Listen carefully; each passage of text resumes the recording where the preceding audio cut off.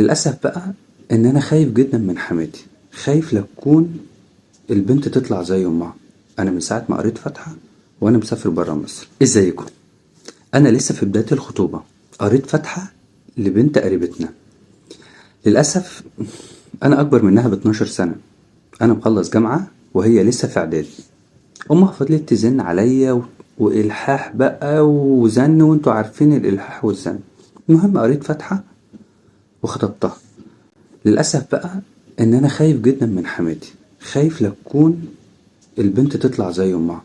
انا من ساعة ما قريت فاتحة وانا مسافر برا مصر. دايما البنت بحسها ان ممكن تطلع على امها، لان امها دايما بحسها ان هي ما بتحبش حد وبتكره كل الناس، اهم حاجة نفسها.